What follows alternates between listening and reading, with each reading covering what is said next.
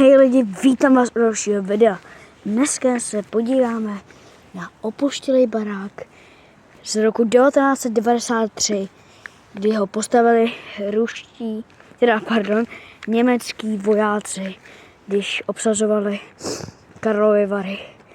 Takže, jestli, já se to teď nechci úplně pouštět, jenom to obhlídnem, ale jestli na tomhle videu dáte 20 lajků, tak do tady té budovy, to tam moc nevidíte, když ji ještě přiblížím, tak tam je taková budova.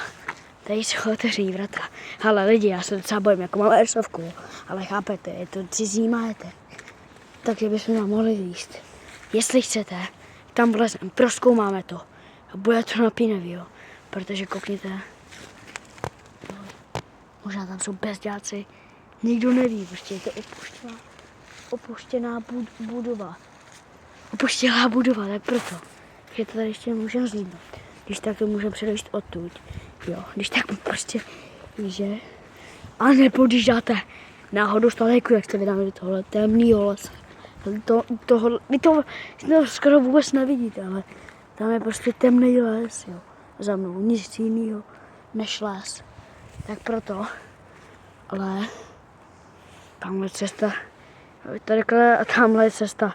Jak je ta zbraň, tak tam je cesta, tady jsou stromy, takže to bych nějak vzal nějaký světlo a jeli bychom tam.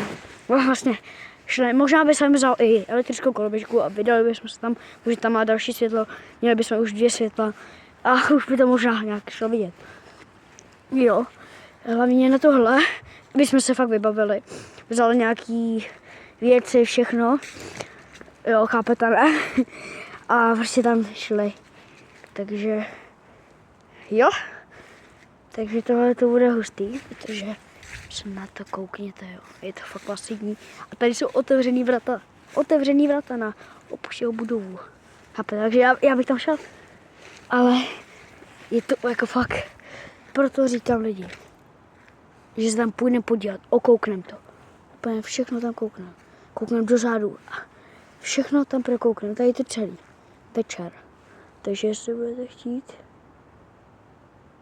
já jsem něco slyšel, víte? O tam tuď jsem něco slyšel, kámo. Já ti říkám, že tam něco je, něco se tam hejblo. Kámo, ty vole.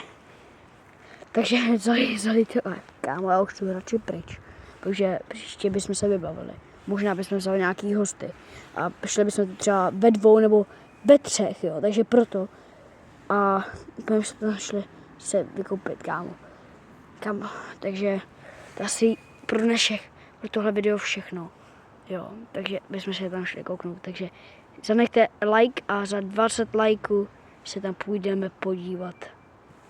OK lidi, dejte odběr a like a čau.